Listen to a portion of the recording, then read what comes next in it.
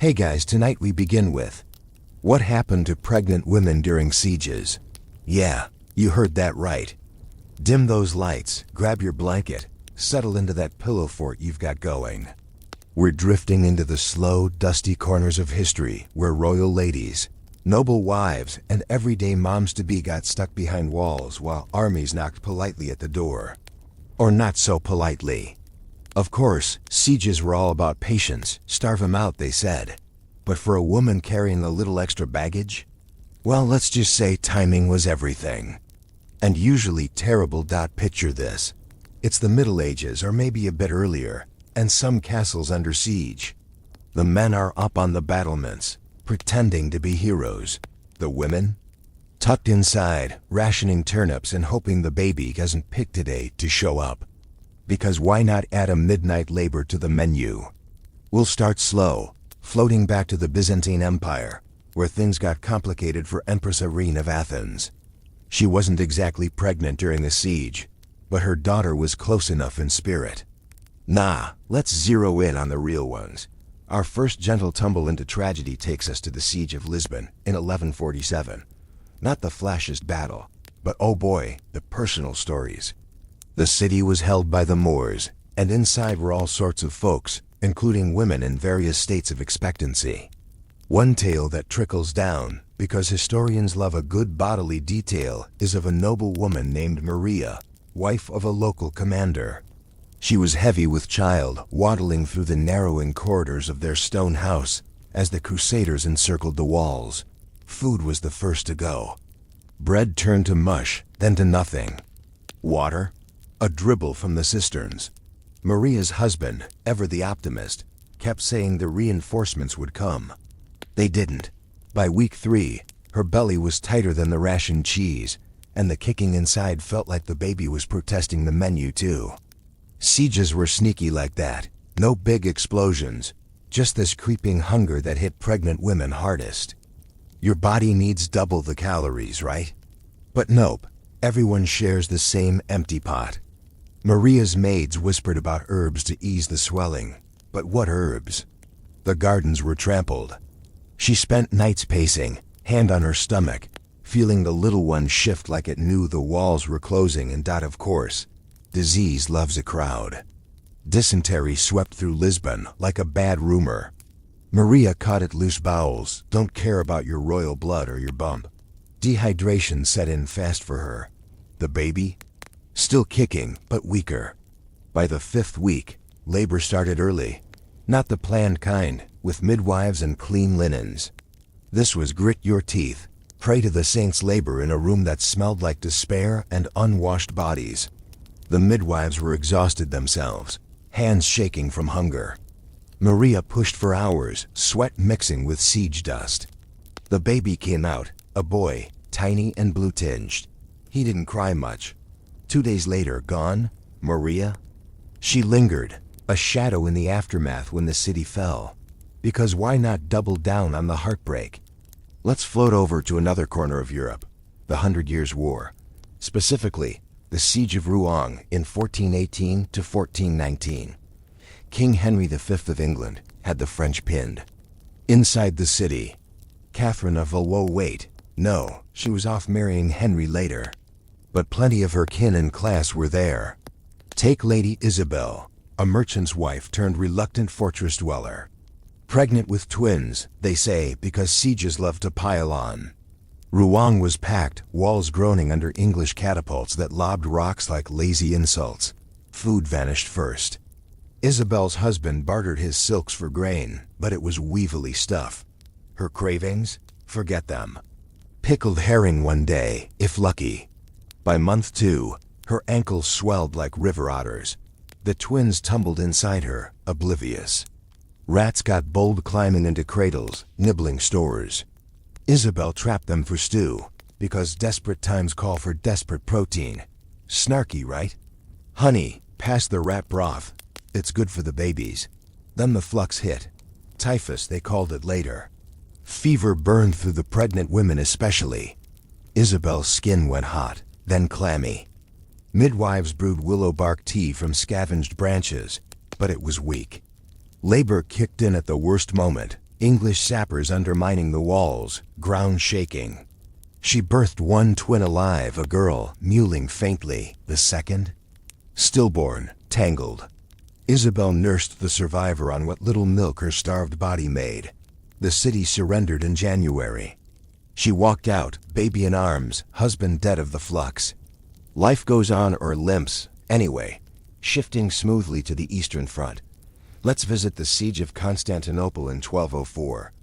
The Fourth Crusade gone wrong or right, depending on who you ask. Inside the greatest city in Christendom, Empress Anna of Cumania was pregnant. Not the most famous Anna, but her story's a quiet gut punch. The Varangian Guard protected the walls, but supplies? Laughable. The Crusaders blockaded the Bosphorus, ships idling like bored gatecrashers. Anna's palace rooms felt smaller each day. Her belly grew, but so did the hunger. Imperial kitchens served millet gruel, stretched thin. She craved figs from the orchards gone, picked clean. Nobles ate their horses first, then the dogs. Anna's ladies-in-waiting boiled leather belts for soup. Her husband, Alexios V, was off scheming. Useless, as it turned out. Anna felt the baby quicken amid the chants from the Hagia Sophia prayers for deliverance that echoed hollow. Scurvy crept in. Gums bled, teeth loosened. For a pregnant woman, it's hell-iron deficiency on top of everything. Anna's nails turned white, legs bruised from nothing. Labor came in April, as the first breaches appeared. No hot water, no clean cloths. The baby crowned amid screams muffled by cannon smoke. A daughter frail. Anna held her for 3 days before fever took both. The city fell soon after. Crusaders looted the palace, stepping over ghosts. Ironic, isn't it? The eternal city, brought low by empty bellies, drifting westward now to the Reconquista. Siege of Seville, 1248. Ferdinand III of Castile had the Moors hemmed in. Inside, a woman named Fatima, wife of a Cadi judge basically. 6 months along, carrying what would be her fourth. Seville's heat baked the walls, thirst worse than hunger. The Guadalquivir River was cut off, wells drying. Fatima's home became a refuge for neighbors. They shared dates at first, then pits. Her husband readied poisons for the end-standard siege prep, because surrender meant slavery. But Fatima focused on the swell under her robes. Braxton Hicks contractions from stress, they say now. Real ones built slow. By week 6, horses were glue, cats vanished. She chewed mastic gum for nausea, but it ran out. Plague followed buboes swelling like her belly. Fatima's armpits itched, then burned. Midwives chanted surahs over her. Labor hit during a mortar bearer stones thudding like distant thunder. She delivered in darkness. Baby boy slick with siege grime. He latched weakly. Fatima survived the birth, but infection followed. Gangrene in her leg. They amputated with a hot knife. Seville fell. She was ransomed, hopping on one leg, child in tow. Tough lady. Or just stubborn. Let's ease into the Italian Renaissance, sort of. Siege of Florence, 1529 to 1530. Holy Roman Emperor Charles V versus the Republic. Inside Palazzo Medici, Lucretia, a banker's wife, pregnant amid the velvet drapes. Food, banquets turned to beans. Her husband pawned jewels for bread. Lucretia's belly protruded like a challenge to the starving masses outside her window. Starvation's slow burn, hair thinning, nails brittle. She dreamed of salami. Reality? Boiled nettles. The twins inside her, because again, multiples for drama kicked against ribs hollowed by hunger. Artillery boomed nightly, shaking the cradle-to-be. Midwives smuggled olive oil for the birth. Labor started in snow. Florence white and silent. First twin out, gasping. Second followed, stronger. Lucretia nursed them through the surrender, city humbled. Charles V entered. She watched from a window, babies swaddled in rags that were once silk. One more before we pause this drift. Siege of Malta, 1565. Ottoman horde versus Knights Hospitaller. Inside Valletta, a knight's wife, Elena, 5 months pregnant. Fresh walls, but no fresh food. Turks tunneled, knights countermined. Elena's quarters filled with wounded moans, rations, 1 ounce of bread daily. Her body screamed for more. Edema puffed her feet. Baby fluttered like a trapped bird. Dysentery hit the women hard. Elena shat blood, dehydrated fast. Labor induced early by fever. Midwives used ergot risky stuff. Boy born premature, lungs weak. He lived a week. Elena buried him under the walls as Turks retreated. Victory, but at what cost? Sleep on that, folks. Gliding right along, because sieges don't stop for breath. We're in the New World now, sort of siege of Tenochtitlan, 1521. Hernan courts had the Aztecs locked down. Inside the island city, noble women like Malenche's kin. But let's focus on Xochitl, a priestess's daughter, pregnant with a warrior's child. Canals dried, causeways blocked. Lake Texcoco turned to mud. Food? Dogs first, then each other in whispers. Xochitl's temple home echoed with chants. Her belly grew amid pyramids stained by smallpox brought by Spaniards, of course. Cravings for chocolate ignored. Cacao beans ground for gruel. Husband dead on the causeway.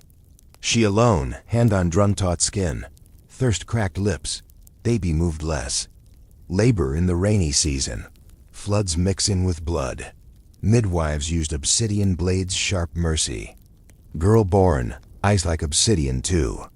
Smallpox spots bloomed on both. Xochitl nursed through blisters.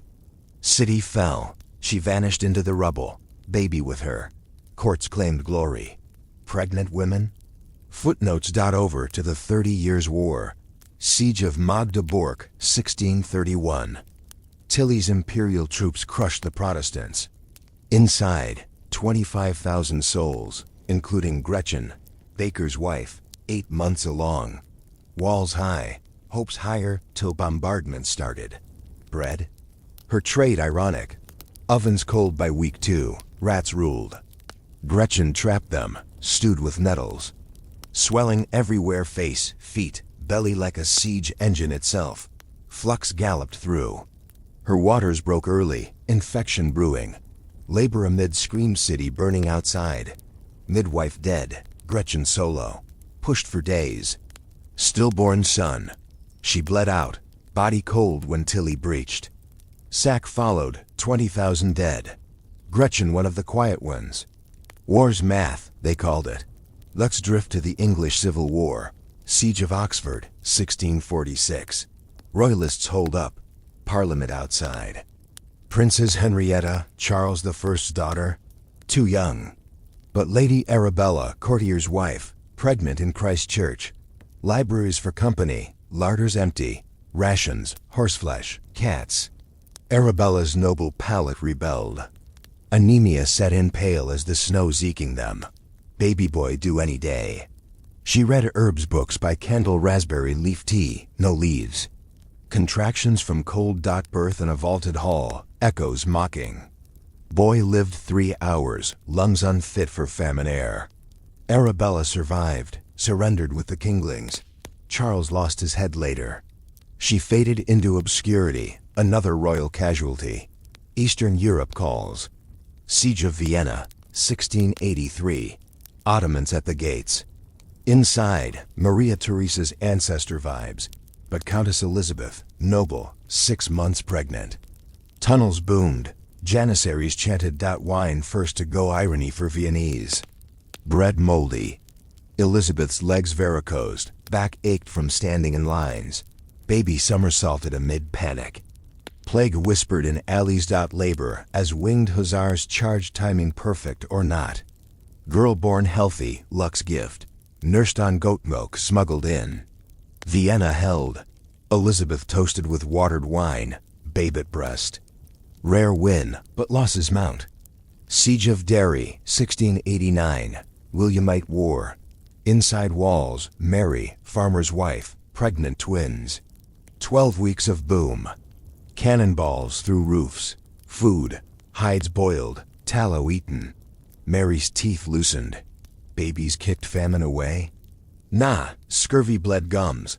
Labor week 10 while shaking. First twin alive, second not. Mary walked out post-relief, one child, hollow eyes. 30 years echoes in Siege of Breda, 1624 to 1625. Spanish versus Dutch. Isabella, Dutch burgher's wife, heavy with child. Marshes stank, rains flooded. Rats, dogs, grass soup. Isabella's hair fell in clumps. Edema mooned her face. Husband tunneled for food caught. Labor in cellar, water rising. Boy born, breathed mud. Lived days, Breda fell. She enslaved briefly, bought free. Babies don't care about flags. To the Americas again. Siege of Quebec, 1759. British under Wolfe. Inside Marie, habitant's wife, pregnant in winter. Snow piled, ships iced. No wood, frozen doors. Marie's contractions from chill. Bread sawdust mixed. Baby girl premature, frostbit toes. Nursed on weak tisane. Quebec fell. Marie buried husband, kept girl. Winter's siege, silent killer. French Revolution twist. Siege of Lyon, 1793. Republicans versus Royalists. Claire, silk weaver, pregnant amid guillotines outside. Starved in attics. Cats gone, leather soup. Claire's vision blurred. Night blindness. Labor during bombardment. Midwife Republican, herbs scarce. Sunborn deformed clubfoot from malnutrition. Lion crushed. Claire executed later, babe fostered. Revolution eats its young. One more Eastern gem. Siege of Szegedver, 1566. Croats versus Ottomans. Zrinji's wife? Not pregnant, but Katerina, captain's spouse, was. Fort small, defenders fierce. Food, horses week 1. Katerina swelled, bled nose from stress. Baby due siege end, Turk's mind. Countermines shook earth. Labor underground, dark birth. Daughter lived hours. Fort burned. Survivors few. Katerina's tale in songs but sleepy ones. Keeping the drift lazy into the Napoleonic era. Siege of Zaragoza, 1808. Spanish versus French. Inside, Josefa, artisan's wife, pregnant amid street fights turned siege. Bread ration crumbs. Josefa's belly mocked empty pots. Smallpox raged. Cravings? Almonds, dust instead. Husband sniped from roofs. Labor week 6. Bayonets at walls. Midwife shot prior. Josefa birthed alone, girl crying faint. Nursed blood-tinged milk. Zaragoza held twice. She survived, scarred. Across to India, sorta siege of Seringapatam, 1799. Tipu Sultan's fall. Lakshmi, court lady, pregnant in Zenana. British artillery boomed. Rice gone, jewelry for grain. Lakshmi's silks hid famine frame. Twins inside, active till not. Dysentery dehydrated. Labor as rockets flew. Tipu's toys. First twin still, second gasp day. Palace sacked. Lakshmi concubined, escaped later. Back Europe, Crimean War precursor. Siege of Sevastopol, 1854 to 1855. Russians versus Allies. Anna, officer's wife, evacuated late, pregnant. Trenches flooded, typhus. Bombs constant lullaby. Anna's water-broken dugout. Midwife nurse, nightingale style. Boy born amid mud. Lived weeks, cholera took him. Sevastopol fell. Anna nursed wounded instead. American Civil War. Siege of Vicksburg, 1863. Grant's Ring. Eliza, planter's wife. 7 months in cave home. Mule meat, rat's gourmet. Eliza's teeth ached. Calcium to baby. Contractions from shakes. Cave birth, lantern light. Daughter strong luck. Vicksburg surrendered July 4th. Fireworks for her. Paris Commune weirdness. Siege of Paris, 1870 to 1871. Prussians outside. Therese, baker's daughter, pregnant in Montmartre. Zoo animals eaten elephant steaks. Therese craved normal. Edema, headaches. Commune chaos inside. Labor during shelling. Son premature, incubator dream. Survived. Commune crushed. World War I. Siege of Przemysl, 1914–1915. Russians versus Austro-Hungarians. Helena, Polish wife, trapped twice. First siege, bread cards useless. Helena miscarried from stress, eased out. Second, pregnant again. Typhus, frostbite. Birth in hospital tent girl. Przemysl fell. Family split. To Asia. Siege of Port Arthur, 1904. Russo-Japanese. Yuki, fisherman's wife, evacuated inland but sieged hamlet. Rations, rice hulls. Yuki's belly grew slow. Shells daily. Labor snowstorm. Boy born blue, nursed snowmelt. Japan won. Yuki widowed. Spanish Civil War. Siege of Madrid, 1936–1939. Longest ever. Carmen, teacher, pregnant year 1. Cat meat, rumors people. Carmen's vision spots, vitamin A gone. Twins, labor blackout bombs. One twin lived. Madrid held till end. Carmen fled Franco. World War II opens. Siege of Leningrad, 1941–1944. 872 days. Natalia, factory worker, pregnant fall 41. Bread 125 grams daily sawdust glue. Natalia chewed wallpaper paste. Baby due winter. Edema killed kicks. Hospital birth, no anesthesia. Girl, 2 pounds. Cannibal whispers around. Natalia shared crusts. Siege lifted. Child grew stunted. Stalingrad. Siege within city, 1942. Olga, nurse, pregnant in basement. Rats bolder than soldiers. Olga's water ration sipped. Labor rats watching. Stillborn. She bandaged Nazis next day. Manila, 1945. Japanese hold. Rosa Filipina, pregnant in church ruins. Rape common. Rosa hid, starved on rice balls. Labor artillery duet. Boy lived, mother raped post-birth. Manila freed bloody. To modern-ish. Siege of Sarajevo, 1992–1996. Aisha, Bosniak, pregnant 93. Snipers daily. Markets mind. A Shah's clinic run. Ultrasound battery dead. Twins. Labor shell hit. Sation candlelight. Both lived. War ended. Scars forever. No rush, we're meandering now. Backtrack to medieval's mist. Siege of Antioch, First Crusade, 1098. Inside, Byzantine ladies like Anna Komnene's kin. But let's say Theodora, noble exile, pregnant, 9 months wait. Food, horses, hides. Cannibalism rumors true for some. Theodora's gums bled, baby quieted. Labor starvation peak, midwife prayed. Boy deformed hydrocephalus from malnutrition. Died birth, Antioch fell crusaders. Theodora vanished. Hre Frederick II sieges. But siege of Faenza, 1238. Siege of Jerusalem, 1187. Saladin versus Crusaders. Inside, Queen Sibylla's circle, but peasant Maria pregnant, thirst biblical. Maria licked walls dew, labor heat wave. Girl born, dehydrated instant. Sibylla ransomed. Maria not, Mongol sieges. Baghdad 1258. Caliph's harem, Zara pregnant. Hulag's catapults hurled heads. Silence after week 1. Zara's silks rags. Craving's dates dust. Labor pyramid shadows, stillborn prince. Baghdad razed. Survivors few. Ottoman again.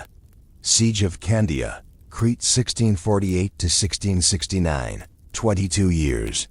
Maria, Venetian wife. Pregnant multiple times. First pregnancy. Siege young. Miscarried bombardment. Second, birth blockade. Boy typhus week 2. Third, twins 1 each. Maria aged fast. Crete fell. She old woman. Great Northern War. Siege of Riga, 1710. Swedes versus Russians.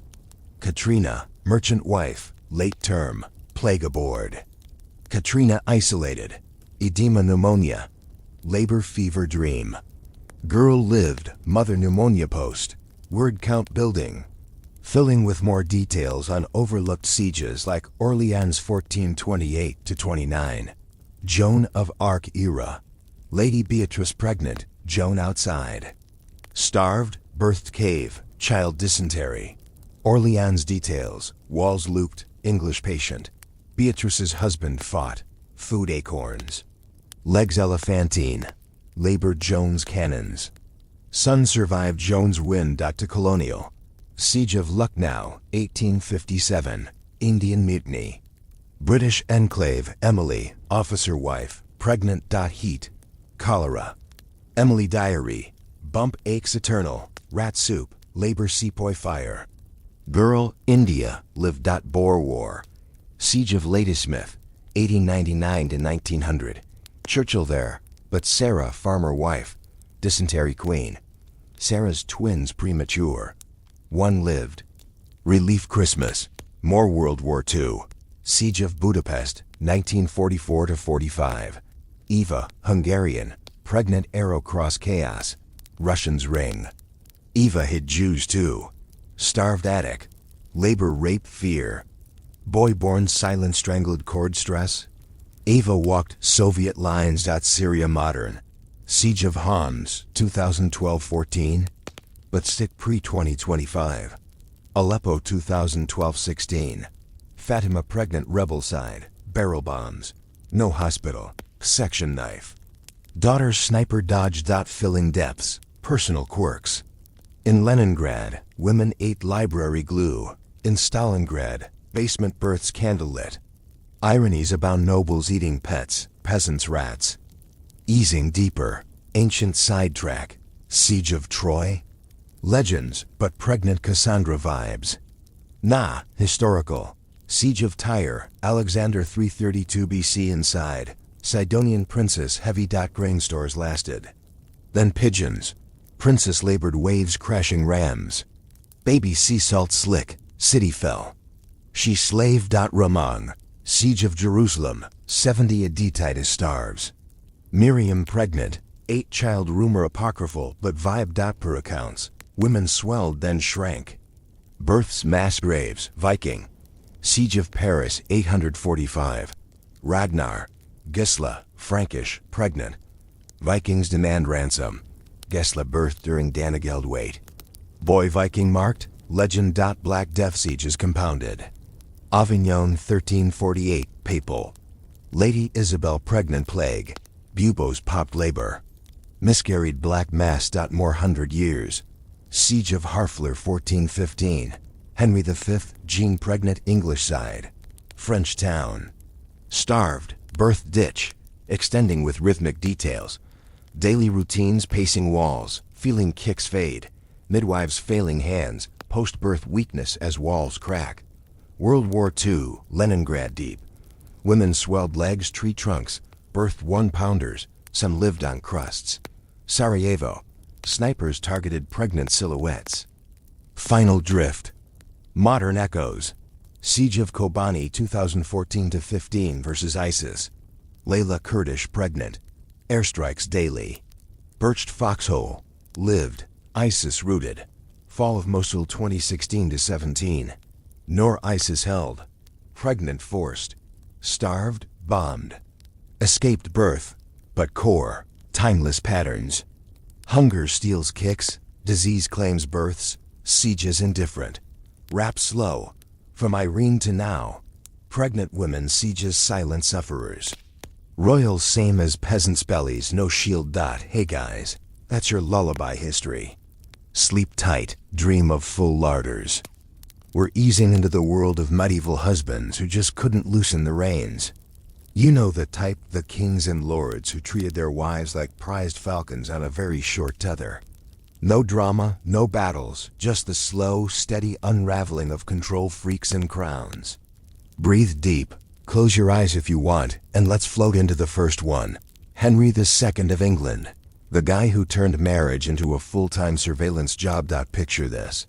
It's the 12th century, and Henry Plantagenet, later Henry II, is already a force of nature. Born in 1133, he's got that restless energy from day one. His mom, Matilda, the empress who fought tooth and nail for the English throne. His dad? Geoffrey Plantagenet, Count of Anjou, a guy with a flower in his name but a temper like a storm. Henry inherited all lands from Scotland to the Pyrenees, a brain that never stops scheming, and a grip on power tighter than his tunics. But when it comes to women, especially his wife, oh boy. He meets Eleanor of Aquitaine in 1152. She's 30, he's 19, and she's the richest, most independent duchess in Europe. Aquitaine's her playground, vast vineyards, castles, troubadours strumming away. Divorce? Yeah, she just ditched her first husband, King Louis VII of France, because their marriage was about as exciting as soggy bread. Henry swoops in, marries her in Poitiers, and boom, Eleanor brings half of France as a dowry. Of course he was thrilled. Who wouldn't be? But here's where the controlling kicks in, nice and slow. Henry doesn't just want her lands. He wants her schedule, her letters, her every breath accounted for. They have 8 kids together, 5 sons, 3 daughters, but Henry treats Eleanor like a chess piece, not a partner. She rules Aquitaine from afar at first, holding court, fostering poets, living that high life vibe. Henry? He's zipping around England and Normandy, issuing charters, building courts, reforming laws like it's his personal hobby. The Assize of Clarendon in 1166? That's him flexing judicial muscle, making sheriffs report directly to him. Efficient, sure, but with Eleanor, it's personal. He stations spies in her household nights and clerks loyal only to him. Letters from her courts? Intercepted. Visitors? Questioned. It's like he installed the medieval version of tracking software. Let's glide a bit deeper. By the 1160s, their marriage is creaking. Henry has mistresses Rosamond Clifford, the fair one, tucked away in a bower maze at Woodstock. Eleanor knows, of course. Everyone does, but does she bolt? Not yet. She tries diplomacy first. Hosts grand tournaments, charms the nobles, keeps Aquitaine humming. Henry responds by summoning her north more often. Come to Winchester, he says in those curt royal missives. Attend the council. It's control dressed as duty. She shows up, but her sons Henry the young king, Richard, Geoffrey, John, they're starting to notice Dad's playbook. Henry makes young Henry a junior king in 1170, crowns him with Eleanor's help, but then micromanages him too. No real power, just a shiny title. Eleanor watches this, her own authority shrinking. She pushes back, subtly fostering Richard's love for Aquitaine, whispering about Poitevin loyalties. Henry catches wind, doubles the guards around her. Of course, he was paranoid. Why not? His empire's a patchwork quilt, Anjou, Normandy, Aquitaine, England, all stitched by his will alone. Eleanor was the loose thread. In 1173, it snaps. The boys rebel. Young Henry, Richard, Geoffrey, they team up with Louis VII, Eleanor's ex, who's still salty about losing her. Eleanor? She's right there, riding out from Poitiers to join them. Ditches Henry mid-feast, actually. Slips away in disguise as a market woman, they say. Ballsy for a queen pushing 50. Henry loses it. Not rage, calculated fury. He sends troops, hunts her down near seas, captures her without a fight. And instead of the annulment she might have wanted, he locks her up. Soft lockdown, sure castles like Winchester, Berkshire, Old Sarum, comfy rooms, attendants, but no freedom. No court, no travel, no signing charters. Her lands? Confiscated, administered by his men. It's peak control. You're mine, Eleanor, till I say otherwise. She spends 15 years like that. 15. From 1174 to 1189. Henry visits, sometimes businesslike, fathering one last kid, John, in 1166. But mostly it's letters and orders. He writes to the Pope about her infidelity, spends it as treason. Pope backs off. Henry's too powerful. Meanwhile, he's off fighting rebels, reconciling with sons and half-hearted truces. Young Henry dies in 1183, feverish and broke from endless tournaments Henry funded, but never let him win. Richard's crowned heir, but Henry meddles, pushing John as favorite. Eleanor? She's writing back Chanel please, but her ladies are vetted. 1. A Poitevin loyalist gets booted. Henry even controls her jewels inventory lists from the 1180s, show every sapphire accounted for, shipped to his treasuries. Drift with me to the 1180s. Henry's aging, gouty, temper shorter. Mistress is still around Ida de Tosny now, bearing him an illegitimate son. Eleanor's still caged, but she maneuvers. Secretly endorses Richard's claim, fuels the next rebellion. In 1188, Richard allies with Philip II of France, Louis's son, and invades. Henry fights back, but his health crumbles. At Ballon, he meets Richard, demands submission. Instead, he sees a list of traitors including John, heartbroken? Or just controlling to the end? He mutters, "Shame on a conquered king," and dies days later in 1189 at Chinon. Age 56. Ulcers, fever, betrayal. Eleanor? Freed by Richard immediately. She rules as regent while he's crusading. Outlives them all till 1204. Henry controlled her body for decades, but her mind? Never. Let's float over to another royal disaster who makes Henry look laid back. Enter Philip II Augustus of France. Early 13th century now, and Philip's got that calculating stare from the get-go. Born 1165, third son of Louis VII, Eleanor's ex, ironically. Louis was pious, weak-chinned. Philip's sharp, ambitious. Crowns himself at 15 after dad dies. Marries Isabel of Hainault at 14. She's 10. Yeah, medieval math. But Philip's control starts sweet Isabel bears him Louis in 1187, then dies birthing a stillborn in 1190. Philip mourns publicly, builds her tomb at Notre Dame. Touching, right? Nah, he's already eyeing wife number 2, Ingeborg of Denmark, sister of King Canute VI. They marry in 1193, she's 18, he's 28. Consummated? Debatable. Philip takes one look blonde, sturdy Dane in a sea of French elegance, and nope. Annuls her the next day. Claims repugnance. Pope Celestine III says no dice. She's legit Queen. Philip doubles down. Because why not? Locks Ingeborg in a tower at Étampes. No contact, meager food, endless petitions ignored. She writes to her brother, begs Rome. Philip shrugs, marries Agnes of Marania in 1196 anyway. Agnes is his type brunette, Merovingian vibes, pops out 2 kids. Europe's scandalized. Pope excommunicates Philip in 1198, interdicts France, no masses, no burials. Philip's like, fine, I'll negotiate, but controls his drug.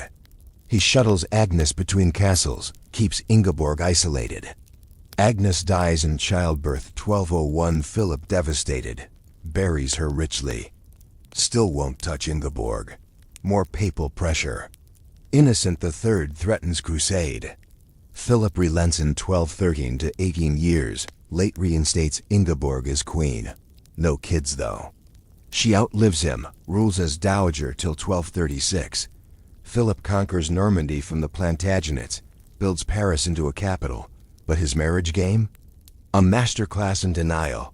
Smooth transition to a husband who controlled not just his wife, but her entire bloodline's future. Alfonso X of Castile, the wise, mid-13th century. Born 1221. King from 1252. Intellectual writes poetry, astronomy, legal codes like the Siete Partidas. Marries Violante of Aragon in 1249. She's 11, he's 28. Dynastic perfection. Aragon's power, Castile's might. But Alfonso, obsessed with legacy. 10 kids, but he micromanages them all. Violante bears Henry in 1230. Wait, pre-marriage? Illegit? Nah, timeline fuzz. Anyway, son Sancho Ferdinand, Henry he grooms them ruthlessly. Violante? Adored publicly, but her court, his spies, she favors Seville, hosts scholars. He pulls her to Burgos for councils out by 1270s, sons rebel. Ferdinand dies young, Sancho pushes back on Alfonso's Grand Portugal scheme. Violante mediates, but Alfonso sidelines her house arrest light in the Alcazar. She pleads for Sancho. Alfonso ignores. Health fails 1282. He's gouty like Henry. Disinherits Sancho for Ferdinand's son Alfonso. Violante dies 1301. Wait, no 1289. Alfonso blames her interference. Controls her burial, even Reyes Nuevos monastery. His end? Deposed by Sancho IV in 1284. Dies 1284 exiled. Wise king, foolish heart. Winding down this part-word count hovering around 1700. We've got Henry the Tether Tightener, Philip the Repugnance King, Alfonso, the Legacy Warden. Next we'll ease into Edward I of England, the guy who chained his Welsh bride and beyond. Eyes heavy yet? Easing right back in, folks. If you're still with me, good means the pillow's working its magic. We've left off with those early control artists, the ones who treated queens like favorite hunting dogs. Now let's drift across the channel to England again, late 13th century.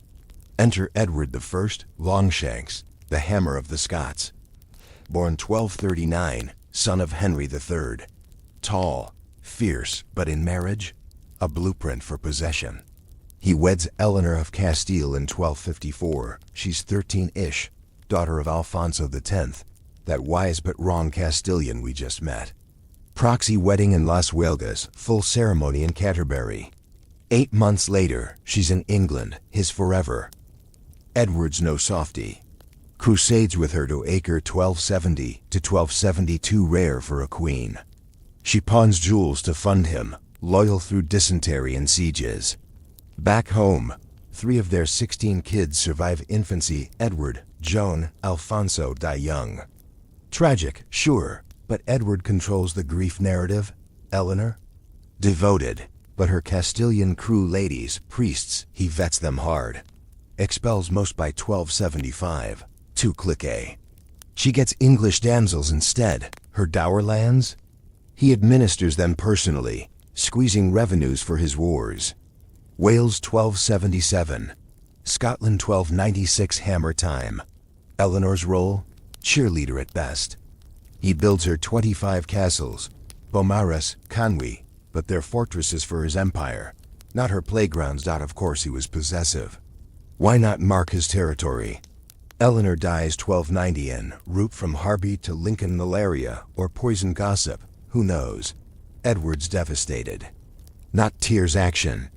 Her viscera buried local, entrails at Charing, heart at Blackfriars, body to Westminster, and those crosses? 12 Eleanor crosses along the route, from cheap stone to gilded Waltham. Memorial? Or, this was mine. He mourns 2 years, no remarriage till 1299. Margaret of France, 18 to his 60. But even then, echoes of control. Margaret's turn now. She's niece of Philip IV, peace bride. Bears 4 kids, Edward II among them. Edward? Paranoid about her French ties. Stations wardens at her households Palmer, Guildford. Her letters to Papa Philip? Opened. She pleads for jewels, lands. He parcels minimally. 1305. She wants a chapel at Marlborough, denied. Security, he says. Scotland wars rage. He's off campaigning, leaving her in protective custody. She navigates it, charms nobles, but he's the puppeteer. Dies 1307 at Bergan Sands, dysentery mid-invasion. Margaret lives on, regent life for wimpy Edward II till 1311. Edward controlled her world. She outlasted his temper, floats smoothly to the Holy Roman Empire, where Rudolph I of Habsburg dials it up. Born 1218, Count of Hapsburg, tiny Swiss pile. Rises via luck and grit, elected king 1273. Marries Gertrude of Hohenberg 1251. She's 20s, noble but no queen stock. 10 kids, including Core Habsburg's Albert, Rudolph Jr.'s.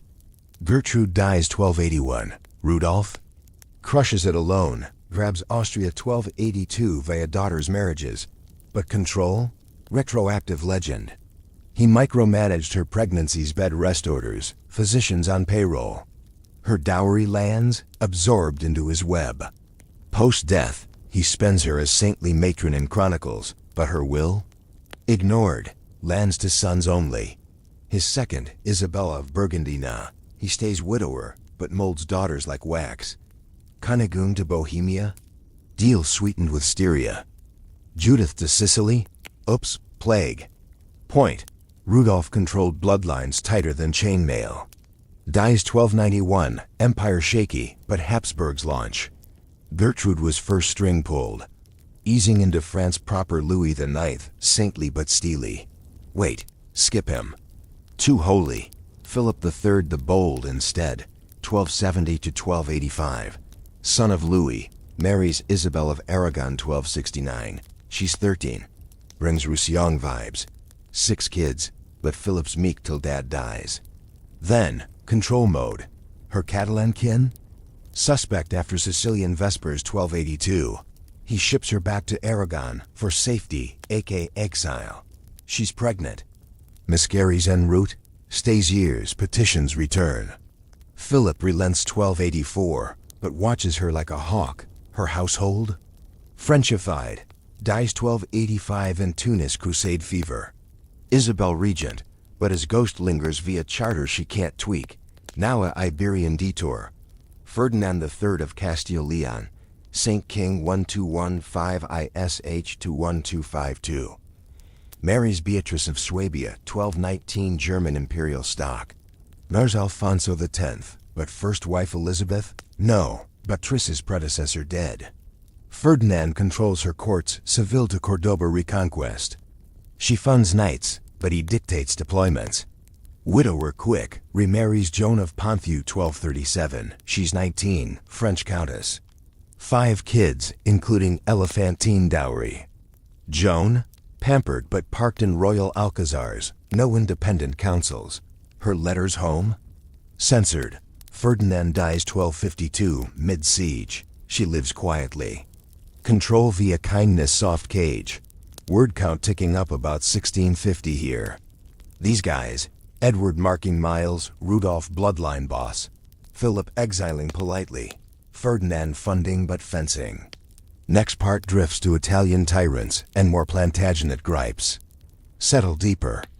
Gliding along seamlessly, night owls. If the castle walls are fading into dreams already, perfect. We've untangled Edward's crosses and Rudolph's dynastic strings. Now let's meander south to Italy's patchwork of city-states, where husbands ruled like feudal apps on lockdown.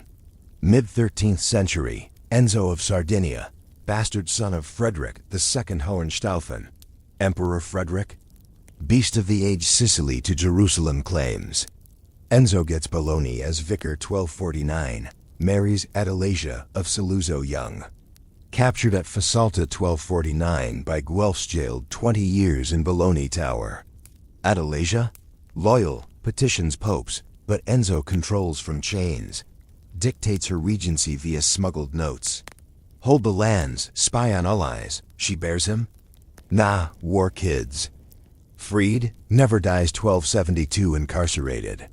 Adelasia remarries, but his ghost letters haunt. Control beyond the grave. Shift to a proper tyrant. Ezzelino 3-day Romano, 1194 to 1259. Son of the devil, they whispered. Rules Padua, Verona, Vicenza Ghibelline powerhouse. Marries first Eva in 1220s widow, lands grab. Controls her dowry ruthlessly. Stations Podesta kin in her castles. She dies.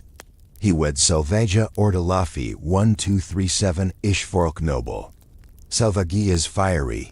He cages her in Estkeeps, jealous rages. Whips her publicly, rumors. Pope Innocent IV excommunicates 1254. Ezzelino captured 1259 Padua, dies tortured. Wives' fates? Erased from chronicles he commissioned. Peak control. Even history Bowdlerized. Float northish to Hungary Bella IV, 1206 to 1270, after Mongol wreck 1241. Rebuilds with stone forts. Marries Maria Lascarina 1218 Nicaean princess, Byzantine glow. 9 kids, including Stephen V, Cunegunda to Bohemia. Bella's paranoid post-tatters rebuilds, Buddha, Shakespeare Herver. Maria, regent during his Dalmatia jaunts, but he recalls her constantly. Court in Estergom, orders fly. Her Greek kin, exiled 1240 suspicion. Golden Bull 1222 limits nobles, extends to her household. She pushes orthodoxy. He clamps Catholicism, dies 1270. She 1272. Control to the end joint tombs. Across to England redux. John Lackland, bad king 1166 to 1216. Henry II sneaky youngest. Marries Isabella of Gloucester, 1189 annuls, 1199 for lands only. Real grip on Isabel of Angoulême 1200, she's 12, he 33. Beauty sparks French war lost Normandy. Kids, Henry III, Richard, Joan, Isabella, but control? Isabella's court at Marlborough, his spies galore. She flees to Poitou 1202 rebellion. He hauls her back, house arrest. Mistress rumors on both sides, but he dictates her jewels, evenings. Magna Carta 1215 mentions her dower ignored. Dies 1216 Newark, dysentery. Isabel Regent, remarries Hugh de Lusignan quick. John's leash, snapped post-mortem. Scotland's turn, Alexander II, 1198 to 1249. Marries Joan of England, 1221. Henry III Cis, 11 to his 23. Peace seal with England. No kids, Joan meek, English at heart. Alexander controls her move Edinburgh to Stirling shuttles, no solo progresses. Her letters to bro Henry? Perused, second wife Marie de Coucy 1239 French fire, bears Alexander III. Marie gets more leash Perth hunting, but Warden's trail. Alexander dies Carrera 1249 fever. Joan lives quietly till 1238. Wait, 1238 dead young. Marie regents capably. Control via isolation queens as diplomatic props. Iberia again. James I of Aragon, the Conqueror, 1208 to 1276. Marries Violin of Hungary, 1235, after Leonor annulled. 10 kids. Conquers Mallorca 1229, Valencia 1238, violent. Co-rules funds fleets, signs pacts. But Jane's jealous mistresses like Berengilla, locks her in royal palaces during campaigns. Her Hungarian kin? Booted. Chronicles praise her, he edits for piety. Widower weds second Yolanda 1255. Nah, violent dies 1251. James controls narrative her tomb, in monastery he picks. Dies 1276 Valencia. Seamless as a slow river, we're back. If eyelids are drooping, that's the plan history's heavy blanket settling in. We've snaked through Italy's towers and Scotland's chills. Now east to Byzantium's fading glow, where emperors clutched empresses like last gold coins. 12th century, Manuel I Comnenos, 1118 to 1180. Handsome, cultured crusader hoster, Eleanor visitor, 1148. Mary's first, Bertha of Sulzbach 1146 German, Irene renamed. Bears Maria. Manuel sidelines her for politics. She dies 1159. He weds Maria of Antioch 1161 to 12 years junior, Crusader princess. Bears Alexios II. Manuel controls her court Latin advisors booted, Greek intrigue. She pushes Andronico's nephew? Nah, Manuel's spies everywhere. Dies 1180 Mirio Kellen hangover. Maria Regent, lynched 1182 mobs. Controls Echo, her son blinded. Drift to Manuel's uncle John II, 1087 to 1143. Marries Peroska Irene of Hungary, 1104 to 11 kids, pious. Co-emperor vibes, but John dictates hunts, charities. Her relics cult? He curates. Dies 1143 hunting accident. She 1134 prior. Soft control devotion as leash. France redux Charles of Anjou, 1226 to 1285, Sicily grabber. Brother of Louis IX. Marries Beatrice of Provence 1246 heiress quartet sisters. Lands galore, Provence for Calquire. Charles, Vespers 1282 nightmare. Beatrice dies 1267 birthing Charles II. He controls her legacy, counts her dowry every soul. Second, Margaret of Burgundy 1268 Bear Blanche. Charles II survives. Margaret's court? Neapolitan lockdown, French spies. Charles dies 1285 Foggia. She regents amid rebellions. Control via absentee crusades. Holy Roman again, Henry VI, 1165 to 1197. Frederick Barbarossa's son. Weds Constance of Sicily 1186, she 30s, he 20s, dwarfed by her inheritance. Sicily's gold mines his. Constance bears Frederick II 1194 post-30 miracle. Henry controls her moves, Palermo to Aachen shuttles, guards 24/7. Her Sicilian barons, crushed. Dies 1197 fever. Constance regent, crowned co-empress pregnant. Henry spun her as fertile vessel in charters. England's Henry III now, 1207 to 1272. Son of John. Marries Eleanor of Provence 1236 to 12 to his 28. Her sisters snag English lord scandal. 5 kids, Edward I, Margaret, Beatrice, Edmund, Eleanor, Henry. Savoyard influx hated, he reigns her kin. Provisions of Oxford 1258 bar her influence. She pawns jewels for his Sicilian folly. Civil War 1264, she flees to continent. Returns post-Evesham. Control tightens her dower minimal. Dies 1272. She 1291 Amesbury prioress. Leash of luxury. Hungary's Andrew II, 1177 to 1235. Crusader, golden bull issuer. Marries Gertrude of Marania 1203 German, Chatelaine vibes. Kids, Bela IV, Andrew Cub. Gertrude Metals appoints Germans. Nobles Knifer 1213 Bath. Andrew, mourns, Crusades 1217.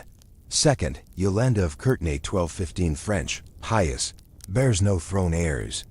Andrew controls her Jerusalem claims pawns for cash. Dies 1235. Yolanda lives quietly. Gertrude's murder? His loose reign backlash. Poland's Henry the Pious, 1196 to 1241. Marries Hedwig of Mecklenburg? Wait, first Jadwiga. Mongol Legnica 1241 martyr, Jadwiga bears 7. Henry dictates Siles in partitions, her courts, his clerks audit, dies battlefield.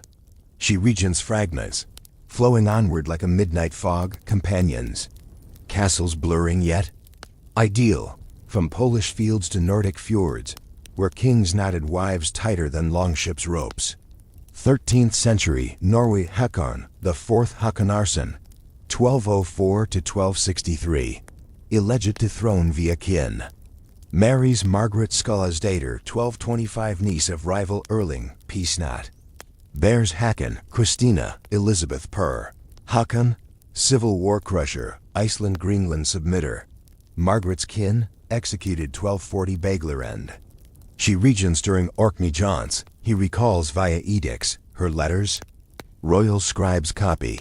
Dies 1225. No Margaret lives.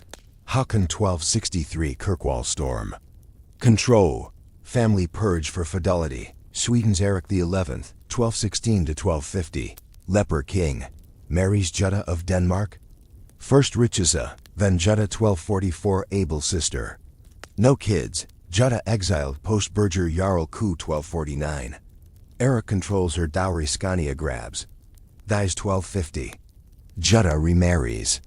Leash snapped by rivals.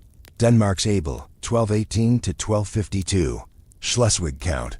Marries Dorothy of Holstein cousin tight. Kids. Abel, Sophie. Abel kills Swain rivals. Dorothy's kin feud. Controls her Flensburg court spies aplenty. Dies 1252 Holstein battle. She regents briefly. Nordic inbreeding bonus. Jaw hints. Late medieval shift, Portugal's Afonso III, 1210 to 1279. Bastard to throne 1248. Marries Matilda II of Boulogne 1250. Ish widow. English ties. No kids. Annuls? Nah, keeps. Real grip on Beatrice de Guimarães 1250 love match bears Dennis. Matilda dies 1258. Beatrice legitimized 1258. Afonso controls her Alcobaça stays during Algarve push. Her kin? Court favorites booted. Dies 1279. Beatrice 1303. Control via legitimation strings. Castile's Sancho IV, 1257 to 1295. Alfonso the 10th son. Marries Maria de Molina 1282, his great niece. Close kin. 7 kids. Ferdinand IV et al. Usurps 1284. Maria co-rules amid challenges. Sancho spies on her Burgos court Toledo intrigues. Pope questions marriage incest. They remarry post-death. He dies 1295 plague. She regents minors. Inbred control irony. France single quotes. S. Philip IV the Fair. 1268 to 1314. Marries Joan I of Navarre 1284 to 12 to 16. Navarre Queen joint. Bears Louis X, Philip V, Charles IV, Isabella. Philip crushes Templars 1307, debases coin. Joan's Navarre? Administered by his men Pamplona governors. Her progress is escorted. Dies 1305 Vincennes. Philip lives, but her dower fuels wars. Control. Kingdom merger. Aragon's Peter III. 1239 to 1285. Sicily invader 1282. Marries Constance of Sicily 1262. Hohenstaufen claim. Bears Alfonso III, James II, etc. Constance's court. Catalan lockdown during Tunis crusade. Vespers welcome. He controls her Palermo claims remotely. Dies 1285. She 1302 regent. Bloodline leash. Bohemia's Wenceslas II, 1271 to 1305. Polish king too. Marries Judith of Habsburg 1285. No. First Guda no Judith Austrian. Polish Judita, first 1285 dies quick. Guta of Habsburg 1300. Wait sequence. Polish crown 1300 via son. Controls wives' dowries Krakow to Prague funnels. Dies 1305 tuberculosis. Ebbing gently now, like tide to shore. If history's hum is lulling you under, mission accomplished. We've knotted Nordic ropes and inbred Iberian ties. Finale floats to outliers oddballs who controlled with quirks over crowns. 14th century cusp. England's Edward II, 1284 to 1327. Son of Iron Leash Edward I, marries Isabella of France 1308 to 12 to 23. Shevolf later, but Edward. Gaveston Pier's obsession first. Isabella's French gold funds it. He ignores her bed consummated late. Edward III 1312. Gaveston exiled thrice, recalled. Isabella petitions.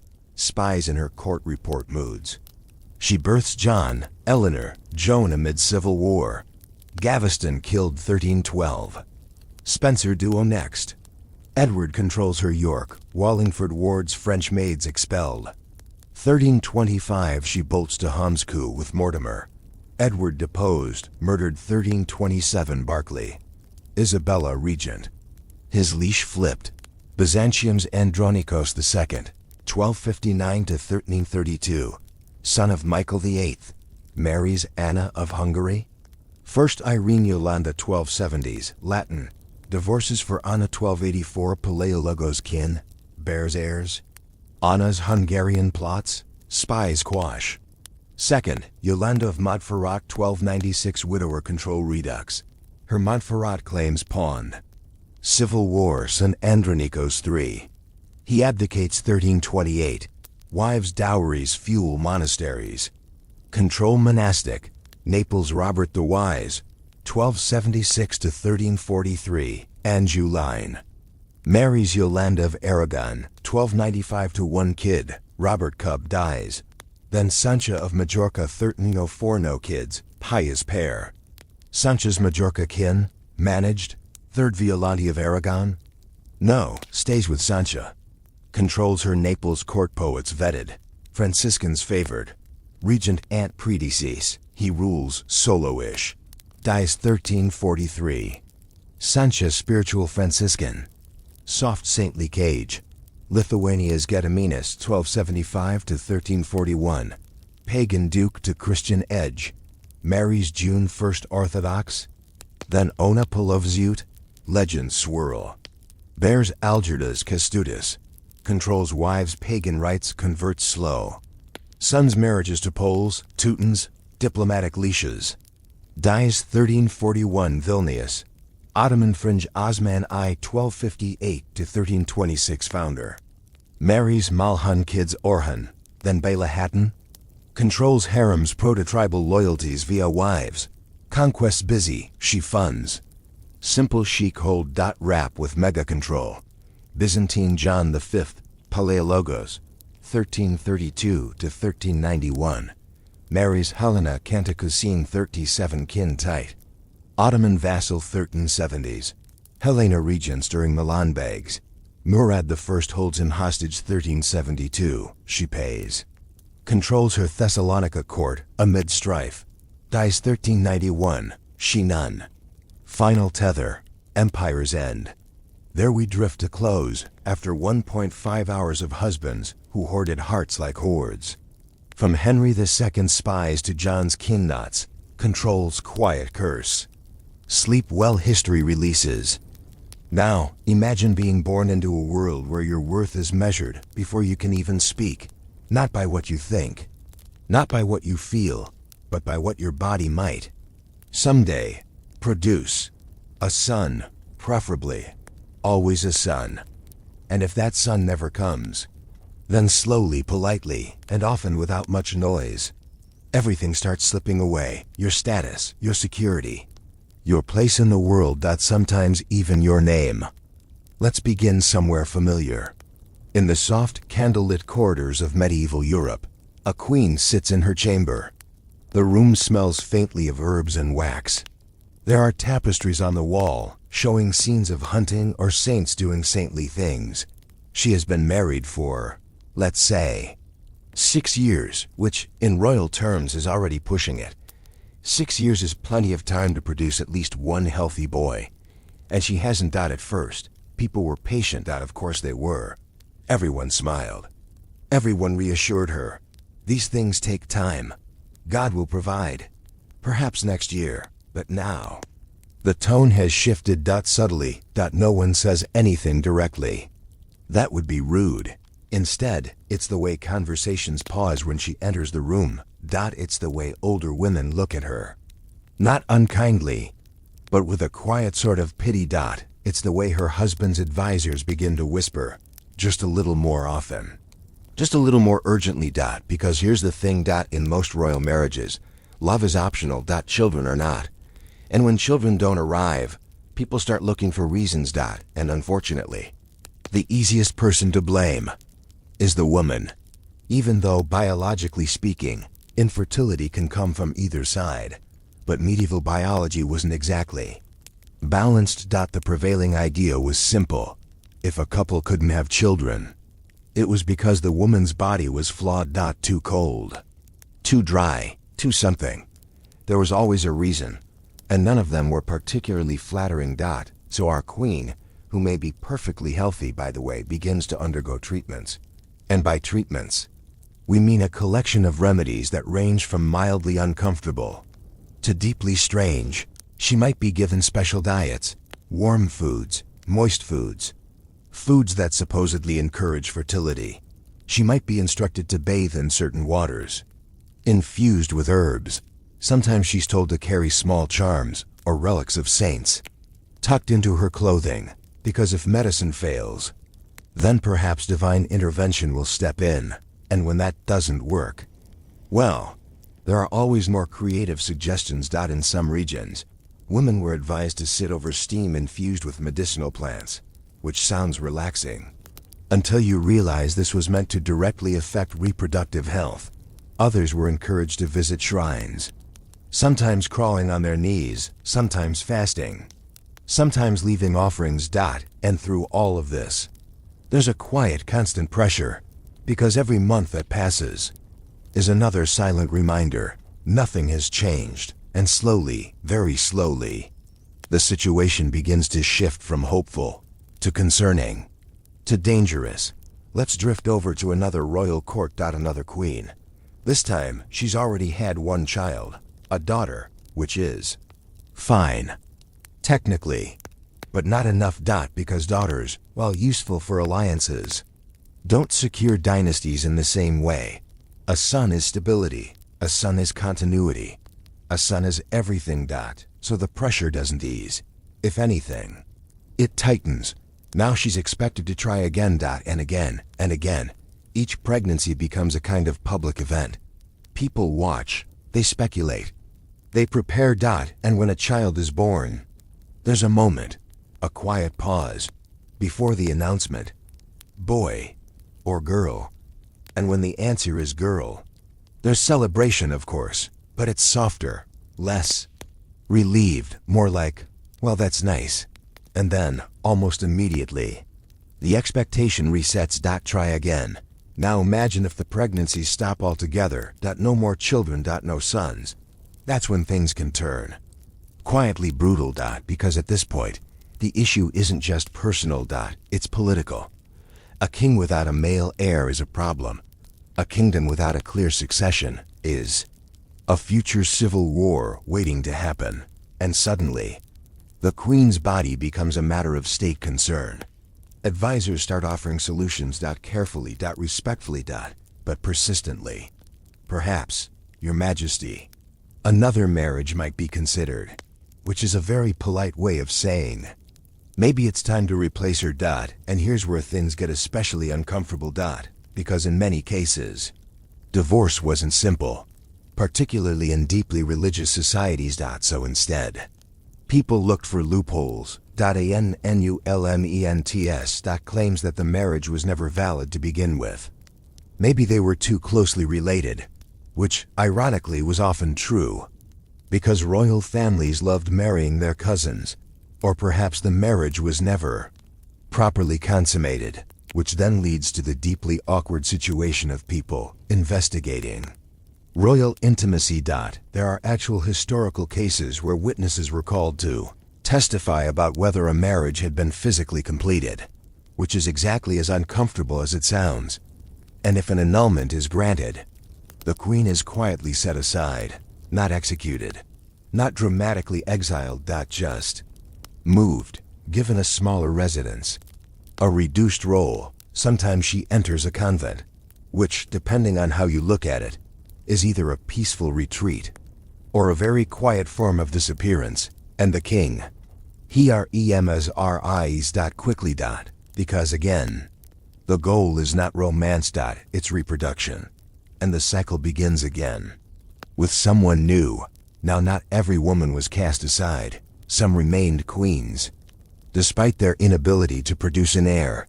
But their position was always fragile. They had to compensate in other ways. Political intelligence, charm, influence at court. If they couldn't secure the future through children, they had to secure it through strategy. And even then, it wasn't always enough. Let's slow things down for a moment, because this isn't just about queens. In fact, most women who faced this situation weren't royal at all. They lived in villages, in towns, in small communities where everyone knew everyone else. And in those settings, childlessness carried its own kind of weight. A woman who couldn't have children might be seen as incomplete. Or worse, suspicious. Because in a world where religion shaped everyday life, misfortune often needed an explanation, and sometimes that explanation leaned toward the supernatural. There were whispers, quiet ones, about curses, about divine punishment, about things that couldn't be easily proven, but also couldn't be fully dismissed. And while not every childless woman was accused of anything dramatic, the possibility always lingered at the edges, which meant that her social position could become uncomfortable. Other women might keep a slight distance, not openly, not rudely, just subtly, because fertility was almost contagious in people's minds, and so was the lack of it. Meanwhile, her daily life continued.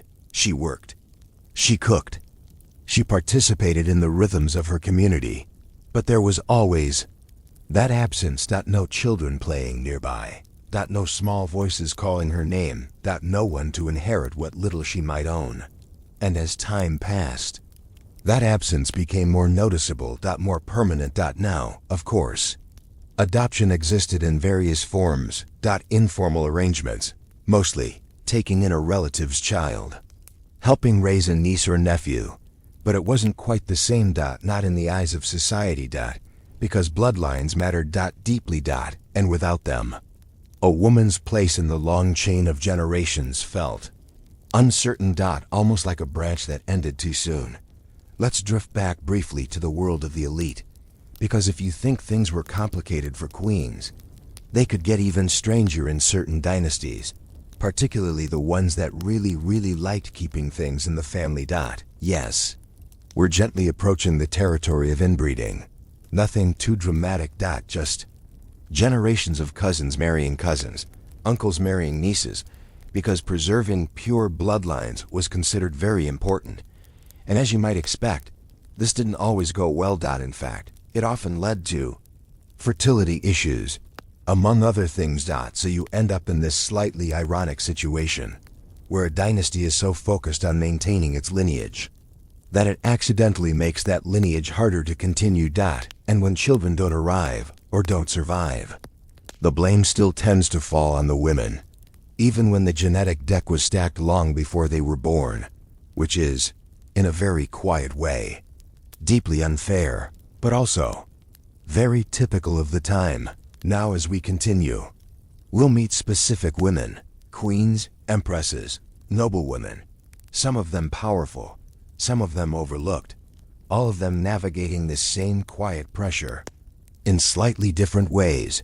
Some will be set aside, some will adapt, some will become surprisingly influential, precisely because they had no children to tie them down, and some will simply fade into the background of history. Not because they did nothing, but because history tends to remember heirs more than it remembers the absence of them. So let's keep drifting. Slowly, gently. Into the lives of those women whose stories were shaped not by what they had, but by what never came. Alright, let's drift into a story you may have heard before, but tonight, we'll take it slow. No dramatic music, no sudden betrayals, just a long, quiet unraveling. We're in early 16th century England. The air is damp as usual. The castles are drafty. Everyone is wearing layers of fabric that look impressive, but are probably not very comfortable. And at the center of it all, we find Catherine of Aragon. Now, Catherine is not just anyone. She's a Spanish princess, the daughter of Ferdinand and Isabella. Yes, those Ferdinand and Isabella. So from the beginning, expectations are high. She's raised to be a queen, not in a vague, hopeful way.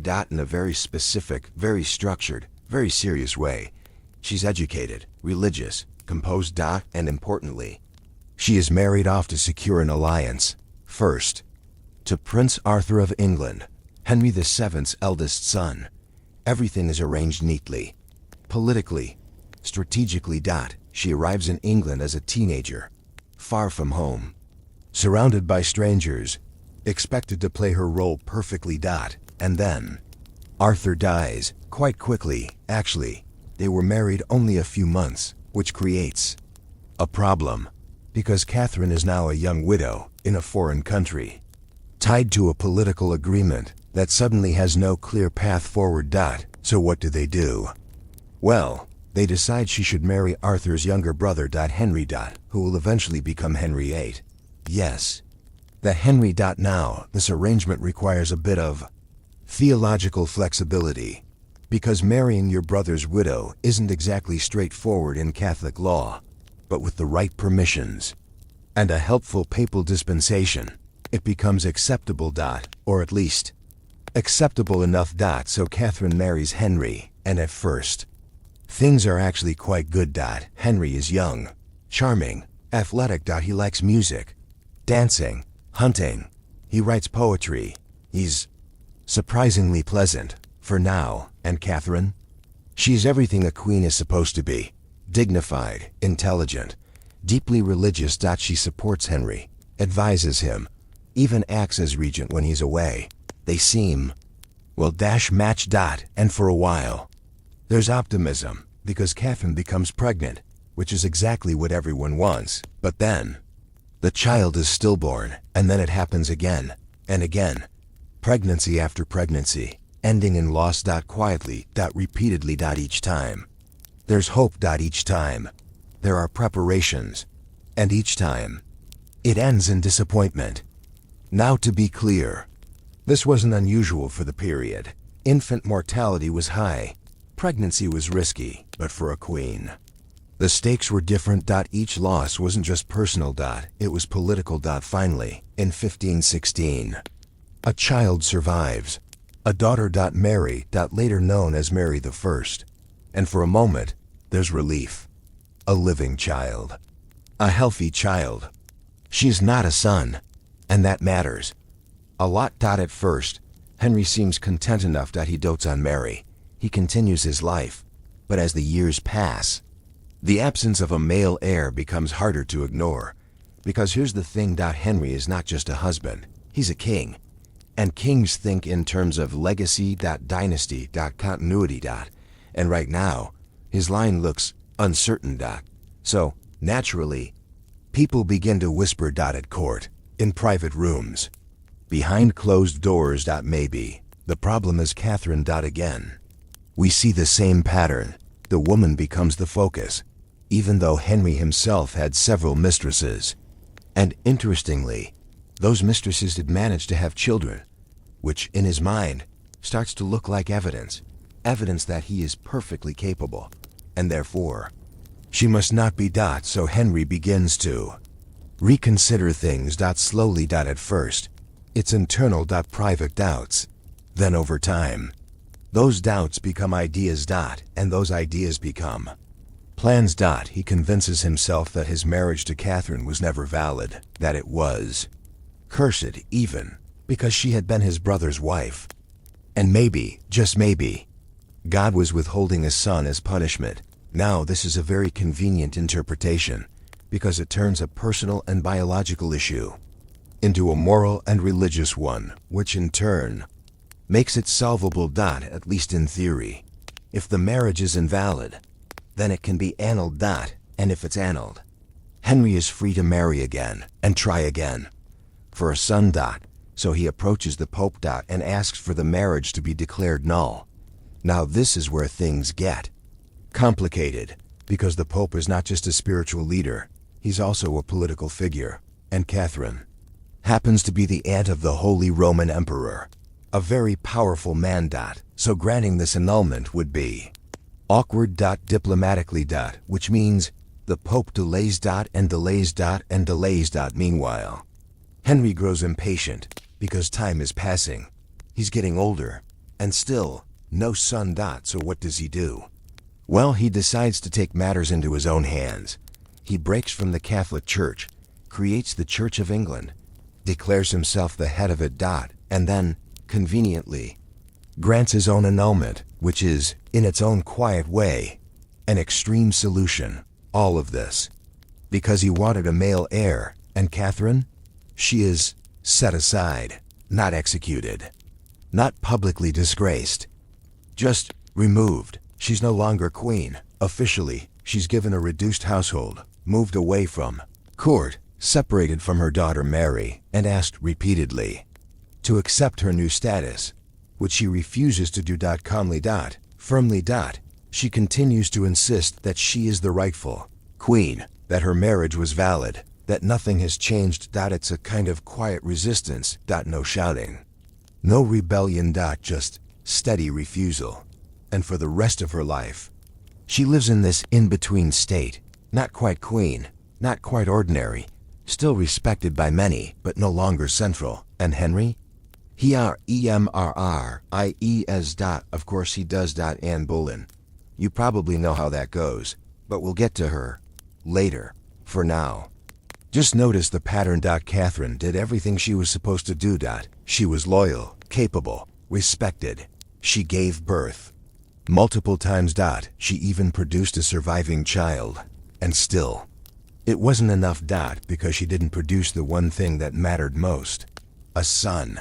And so, her entire position slowly dissolved, not in a single dramatic moment, but over years, quietly, gradually, almost politely, which, in some ways, makes it heavier. Now, let's gently shift our attention, because Catherine's story is well known, but she's not alone, not even close, across Europe and beyond.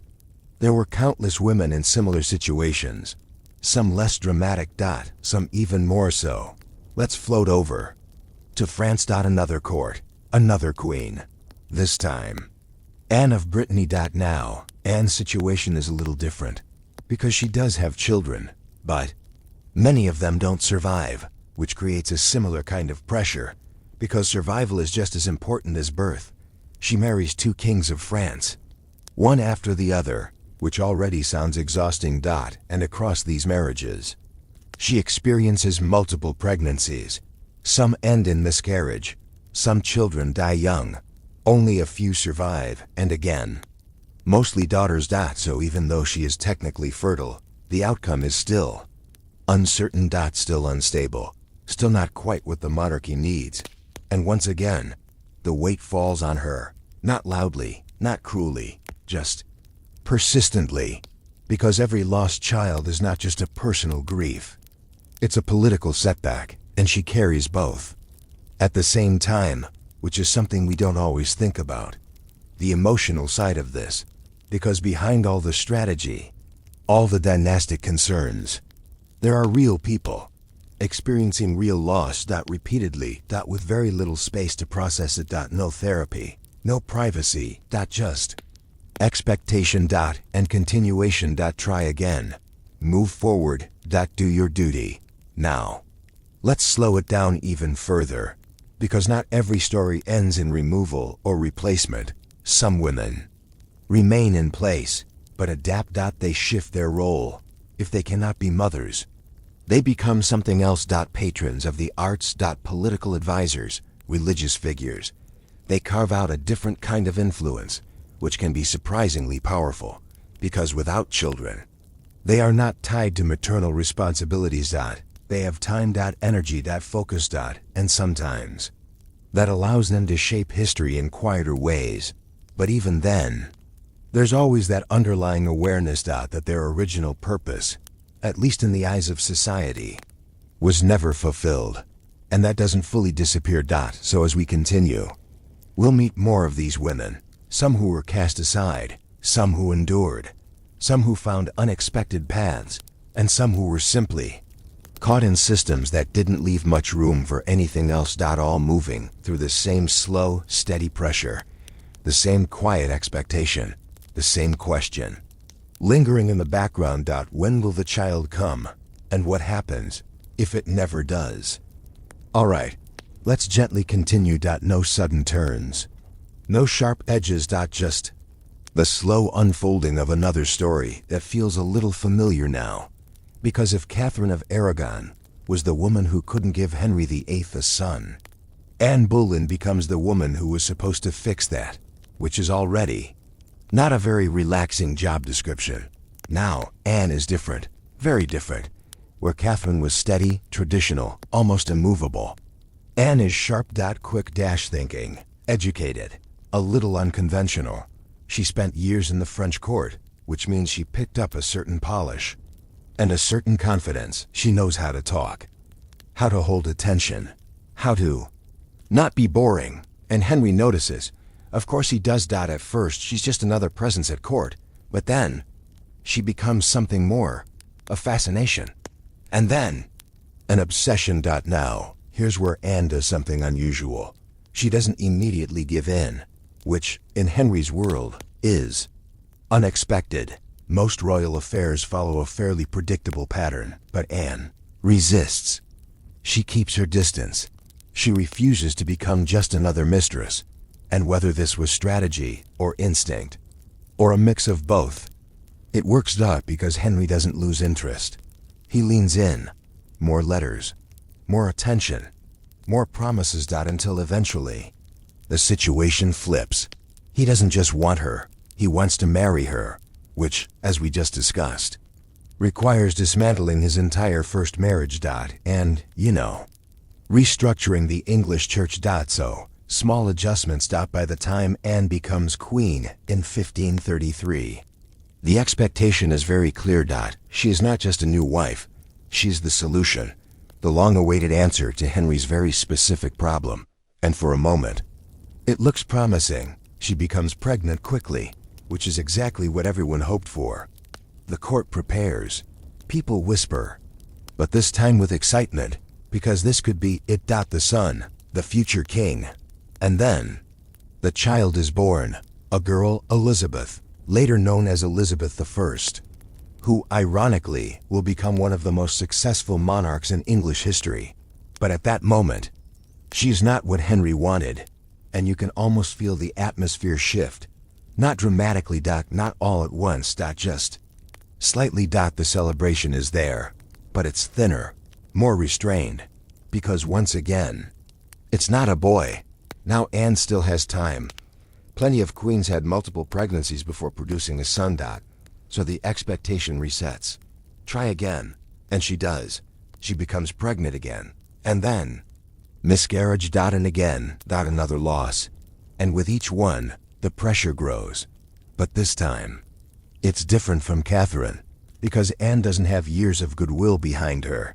She doesn't have the same deep-rooted respect at court. In fact, she has enemies, many of them, people who never liked her, people who preferred Catherine, people who see Anne not as a rightful queen, but as a disruption. And now, those people have something to point to. No son. Again. So the whispers return. But they're sharper now, less sympathetic, more opportunistic. Maybe she's not the answer after all. Maybe she never was. And Henry? He begins to drift. Emotionally. Mentally. Because for him, this wasn't just a marriage. It was a solution. And if the solution isn't working, well, there are always alternatives. And conveniently, there's another woman, Jane Seymour, quiet, gentle, very different from Anne. Less challenging, more soothing. Which, at this stage, probably feels appealing. So the pattern begins again. That slow shift, attention moving, conversations changing. Anne, who once held all of Henry's focus, now finds herself slightly off-center, and she knows it. Of course she does. Courts are very good at signaling these things, without saying them outright. A glance here, a delay there, a subtle change in tone, and suddenly, everything feels less secure. Now here's where things take a turn, but we'll keep it soft. Because even dramatic events, over time, can feel strangely muted. Anne is accused of a series of things, serious things. Adultery, treason, even relationships with multiple men, including, awkwardly, her own brother, which already sounds less like a careful investigation, and more like a list someone put together in a hurry. But at the time, it serves a purpose. Because if Anne can be discredited, if she can be removed, then Henry is free. Again. And unlike Catherine, Anne doesn't get a quiet retirement. She's arrested. Tried. And eventually executed. All within a relatively short period. It's fast. Efficient. Almost unsettlingly so. One moment, she is queen. The next, she is gone. And Henry? He's again. Jane Seymour. And this time, finally, a son is born. Edward. The long-awaited heir, which, in a very quiet way, reinforces the narrative Henry had built in his mind. But the problem was never him. It was the women. Catherine, then Anne, and now with Jane. Everything works. Even though, if you step back for a moment, it's clear that biology is rarely that simple. But in Henry's world, the outcome is all that matters. Now let's slow down again, because Anne's story is often told as a dramatic rise and fall. Ambition, power, execution. But underneath all of that, there's a simpler thread. She was expected to produce a son. She didn't. And once that expectation collapsed, so did her position. Just much faster than Catherine's, almost like the system had become more efficient, more direct, less patient. Now not every woman faced consequences this extreme. Anne's case is unusually intense, but the underlying pattern, that quiet equation of worth and fertility, that was everywhere. And it didn't end with queens. Let's drift away from England for a moment, somewhere quieter, a noble household. Maybe in Central Europe. Not famous enough to be in every history book, but still bound by the same expectations. A woman marries into the family. She brings a dowry, connections, status. And then the waiting begins. Months pass, then years. No children. At first, people are kind. Supportive. They offer advice, herbs, prayers, small rituals. But eventually, the tone shifts. Because noble families, like royal ones, think in terms of lineage. Inheritance. Who gets what? When the current generation is gone, and without children, that chain is broken. Or at least uncertain. So discussions begin, quiet ones, between male relatives. Between advisors. What should be done? And again, the same options appear. Annulment. A second marriage. Sometimes unofficial arrangements. Mistresses whose children might be acknowledged. In certain circumstances, because the goal remains the same. An heir. And the woman at the center of it all finds herself slowly edged out. Not always dramatically. Sometimes just reduced. Less influence, less attention. Fewer responsibilities. As if the household is preparing for a future that doesn't include her in the same way. And in some cases, she stays, living out her life in that same space, neither fully valued nor fully dismissed. Just present. Which, in its own way, can feel heavier than a clear ending. Now there's one more layer to this, because occasionally, very occasionally, people began to suspect that maybe, just maybe, the issue wasn't always the woman, that perhaps the husband played a role. This idea didn't spread widely. It didn't become common knowledge, but it appeared here and there. In medical texts, in quiet observations, a recognition that reproduction involved two people, which sounds obvious now, but at the time was almost radical. And yet, even when this idea surfaced, it rarely changed the outcome, because social structures are slow, and traditions even slower. So the assumption remained, the expectation remained, and women continued to carry the weight of something that was never entirely within their control. So as we keep moving, we'll see how this pattern evolves. In different cultures, different periods. Sometimes softer, sometimes harsher, but always there. In the background, that same quiet question, that same unspoken measure of worth, and the same slow, steady consequences, when the answer never arrives. All right, for this last stretch, let's slow things down even more. No sharp turns from here, just a gentle drift through the quieter corners of this story, because once it became clear that a woman wasn't having children, people didn't just accept it. Of course not. They tried to fix it. In every way they could imagine. Some of these attempts were thoughtful, in a limited historical sense. Others were a little strange, and a few were so oddly specific that you could almost picture someone insisting, very confidently, that this would definitely work. So let's begin with medicine, or at least what passed for medicine at the time. Most theories about fertility revolved around balance. Hot and cold, wet and dry. The body was seen as a kind of system that could fall out of alignment. And if a woman wasn't conceiving, then clearly something inside her was off. Too cold, perhaps. That was a popular one. A cold womb was often blamed, which sounds less like a diagnosis, and more like something someone said once, and everyone else just agreed with. So the treatments focused on warming things up. Warm baths, heated oils, spiced foods, sometimes even placing warmed objects near the body, in the hope that heat would somehow encourage fertility. There were also herbal remedies, lots of them.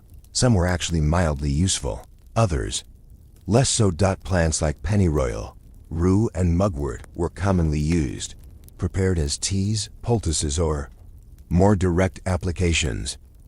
And while a few of these herbs had real physiological effects, they were unpredictable.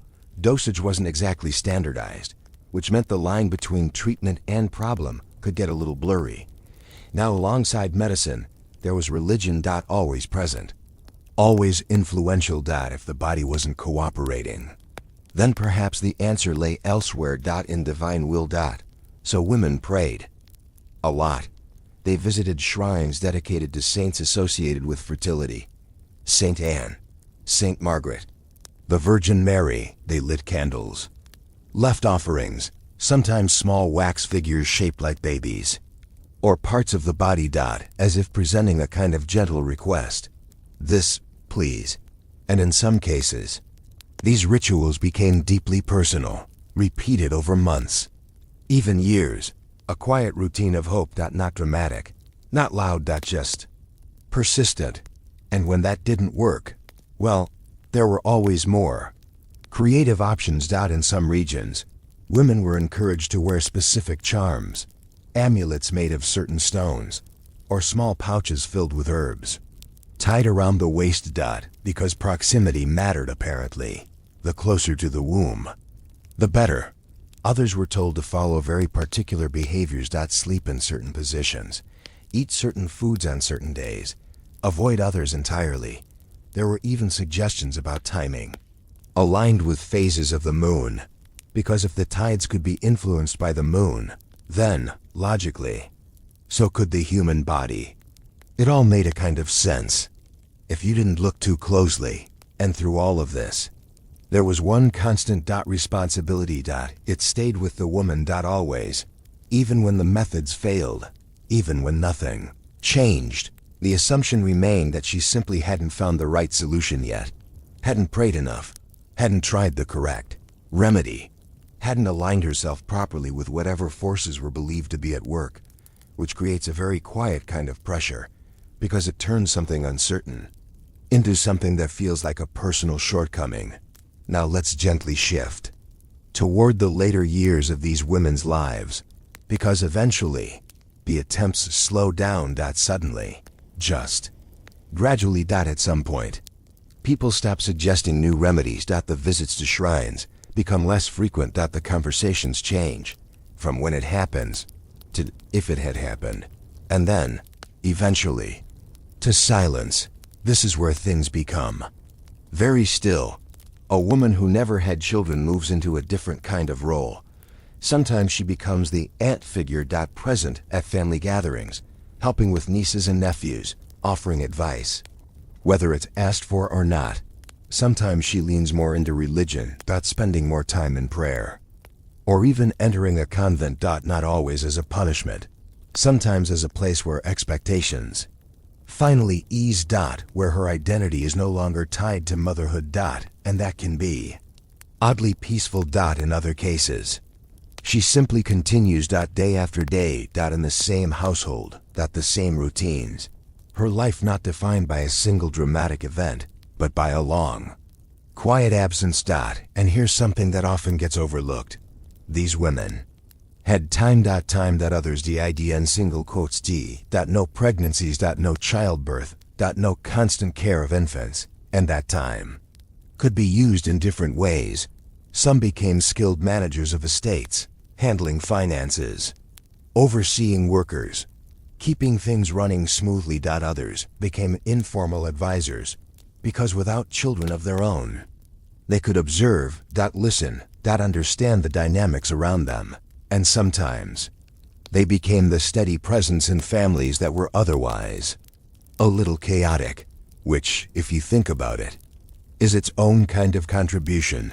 Just not the one history tends to celebrate. Because history likes clear lines, kings, heirs, successions. It remembers who came next, not who didn't. So many of these women simply fade, not because they lacked intelligence or strength or influence, but because their stories didn't produce a continuation. No branch extending forward. Just a quiet endpoint. And yet, if you look closely, they were always there. In the background of courts. In the corners of households. In the spaces between more important events. Living lives shaped by an expectation that was never fulfilled, and carrying that in different ways, some with quiet acceptance, some with frustration, some with a kind of calm detachment, and some, perhaps, with relief. Because not every woman wanted the life she was expected to live. But that's a quieter story, one that doesn't always leave records. So as we let this topic settle, there's no dramatic conclusion waiting. No sudden resolution. Just the same soft pattern we've been following all along. Expectation. Waiting. Adjustment. And then continuation. Life moving forward, even when it didn't look the way it was supposed to. And maybe that's the most consistent thing across all these stories, not the absence itself, but how people learned, slowly, quietly, to live with it. So, take a breath, let the room settle back in around you, and we'll leave these women here, not as footnotes, but as part of the long, steady background of history. Always present, even when history didn't quite know what to do with them. Now, when we think about medieval cities, it's tempting to imagine something charming: stone buildings, busy marketplaces, maybe a few horses clopping along nicely. But the reality was far less Pinterest-friendly. Most cities were crowded, extremely crowded. Houses leaned into each other like they were sharing secrets.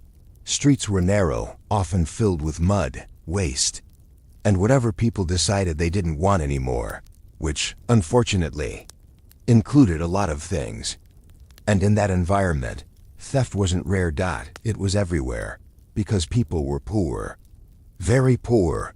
And when survival becomes difficult, morality tends to become flexible. If you were hungry and someone left a loaf of bread unattended, well, your brain didn't exactly launch into a philosophical debate. You just took it. Of course, medieval authorities did not appreciate this kind of logic. Not even a little, because cities depended heavily on order. Markets needed trust, merchants needed security, and rulers needed to look like they were in control. So theft wasn't treated as a small mistake. It was treated as a direct threat to society, and the punishments were designed to make sure you and everyone else never forgot that. Let's start simple. If you were caught stealing something small, like food or maybe a piece of cloth, you might think, okay, maybe a warning, maybe a fine. No, you'd often be dragged straight into public view, because medieval justice loved an audience, and this is where we meet one of the most iconic punishments of the time: the pillory. Now, if you've ever seen those wooden frames in movies, with holes for the head and hands, yes, that one. Except in real life, it was much less funny. You'd be locked in place, unable to move properly, your neck stiff, your arms trapped, your body exposed. And then the crowd would gather. Not to sympathize. Not to understand your difficult circumstances. No, they came for entertainment. Because public punishment wasn't just about justice. It was a show. People would throw things at you. Rotten vegetables, mud, sometimes worse. And if the crowd was particularly creative, they might bring objects that made your experience even more memorable. You weren't just being punished. You were being humiliated, slowly, publicly, and in a way that lingered in everyone's memory. Including yours. Because once you were labeled a thief, that label stuck. There was no clean slate, no redemption arc, no learning from your mistakes moment. Just reputation damage that followed you like a bad smell. And things could get worse. Much worse. If the theft was considered serious, or if you were a repeat offender. Authorities might decide that simple humiliation wasn't enough. So they moved on to physical punishment, and medieval Europe had quite the imagination for this. Take whipping, for example. It sounds straightforward, and it was. You'd be tied up, often in public again, because privacy was apparently not a medieval priority, and then whipped. Repeatedly. Until the punishment felt sufficient. Which in many cases meant until you were injured enough to serve as a walking warning sign, because that's really what all of this was about. Not justice. Not fairness, but deterrence. The idea was simple. If people saw what happened to thieves, they'd think twice before stealing, and to be fair, it probably worked. At least sometimes. But of course, humans being humans, some people still stole. Because hunger doesn't really care about legal systems. And that brings us to something slightly darker, branding. Yes. Actual branding. Like livestock. Except instead of marking cattle, they marked people. If you were convicted of theft in some regions, you might have a letter burned into your skin, usually something helpful, like a T for thief. Just in case anyone forgot, which they wouldn't, because the scar was permanent, a lifelong announcement of your past mistake.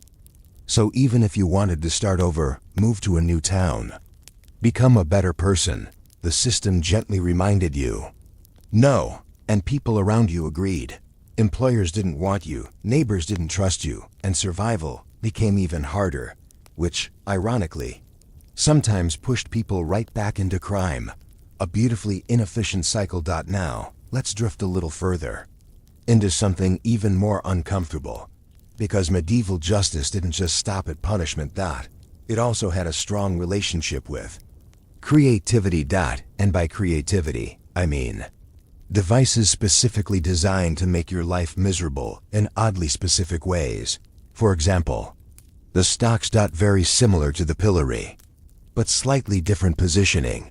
Instead of just your head and hands, your feet were involved too, which meant you were even more immobilized. And even more available for public interaction. Again, not the friendly kind. Now imagine sitting there for hours. Or days, unable to move properly. Cold at night, hot during the day, listening to people comment on your life choices, as if they were all making excellent decisions themselves. It was punishment, but also a kind of social theater, a reminder that the community was watching. Always. And that stepping out of line, even slightly, came with consequences that were very hard to ignore. Now, you might be wondering, okay, but surely not everyone was treated this harshly, right?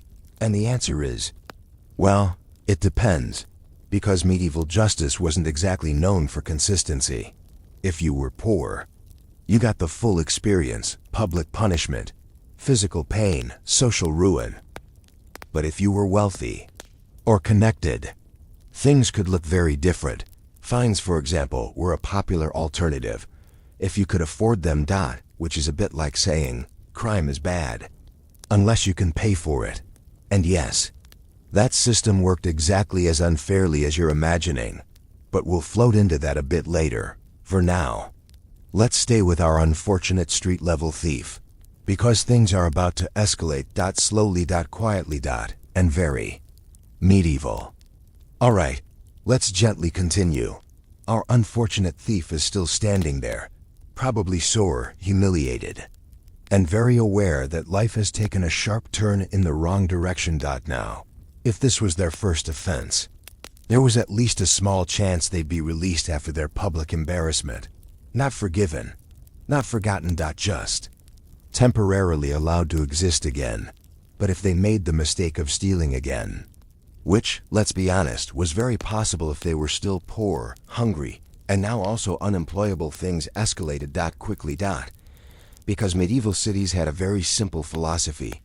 If the lesson didn't work the first time, make the lesson worse. And this is where punishment started becoming less about embarrassment and more about permanent consequences. One of the more common next steps was mutilation. Yes, we're going there, but don't worry. We'll keep it calm, slow, and just mildly uncomfortable. Nothing dramatic. Just historically accurate discomfort. In many parts of medieval Europe, repeat thieves could have parts of their body removed, usually something symbolic. Because medieval justice loved symbolism. If you stole with your hands, well, you might lose one. A very direct message, hard to misunderstand, and also extremely difficult to recover from. Because losing a hand didn't just punish you in the moment. It affected your entire future. Work became harder. Daily life became harder. Even simple tasks turned into small challenges. So, in a way, the punishment never really ended. It just Continued quietly. Day after day. Now, in some places, authorities tried slightly less permanent, but still very memorable options. For example, ear cropping, which is exactly what it sounds like. Part of your ear. Removed. Again, not random. Very intentional, because like branding, it marked you. Visibly. Permanently. A walking sign that said, "This person has been here before," and just like before. This didn't exactly help you reintegrate into society. If anything, it made people more suspicious. More distant, more likely to assume the worst, which, once again, pushed many people right back into survival-driven crime. It's almost as if the system wasn't designed to rehabilitate anyone. Strange. Now, let's slowly drift towards something a bit more final. Because yes, eventually, for some thieves, punishment reached its absolute limit. Execution. Now, before we imagine dramatic scenes with shouting crowds and intense last words, let's gently adjust expectations. Medieval executions, while certainly serious, were often treated with the same strange mix of routine and public interest as everything else. They were events. Scheduled. Attended. Discussed. Sometimes even anticipated. Because in a world without modern entertainment, this was, unfortunately, one of the more exciting things to watch. And for thieves, especially repeat offenders, or those who stole valuable goods, execution was a real possibility. Hanging was the most common method. Simple. Effective. And very public. You'd be brought out, often through the same streets where you once lived or stole, giving everyone one last chance to see you. To recognize you. To remember. And then, the sentence would be carried out. No dramatic music. No cinematic speeches. Just a quiet, inevitable ending. And then life in the city would continue. Markets would open. People would argue over prices. Someone would probably steal something again. Because, as it turns out, fear only works to a certain extent. Now, not every city jumped straight to execution. Some had an intermediate step that was arguably just as harsh in a different way. Exile, which sounds almost gentle at first. Like, oh, you just have to leave. But in medieval times, being forced out of a city wasn't just inconvenient. It was dangerous. Cities were centers of safety, trade, and community. Outside the walls, things got unpredictable. Roads were unsafe. Bandits existed. Food wasn't guaranteed. And if you didn't have connections elsewhere, you were essentially being dropped into uncertainty, with very few resources. So exile was less of a second chance, and more of a slow, wandering punishment. You weren't being killed, but you weren't exactly being helped either. Now here's where things get a little ironic. Because while all of this sounds extremely harsh, it wasn't applied equally. At all. Let's say two people committed the same crime. They both stole something valuable. One is a poor laborer. The other is connected to a wealthy family, or maybe even part of the lower nobility. Do they receive the same punishment? Of course not, because medieval justice had a very clear, unspoken rule. Your social status mattered a lot. The poor thief, public humiliation, physical punishment. Possibly worse. The wealthy one? Fines, maybe some quiet negotiation. Perhaps even a convenient lack of evidence, because when you had money, you had options. And when you had connections, you had protection.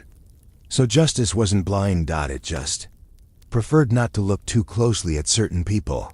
Now, let's gently zoom out for a moment, because all of this, the pillories, the whippings, the branding, the executions, it wasn't just about individual crimes. It was about control.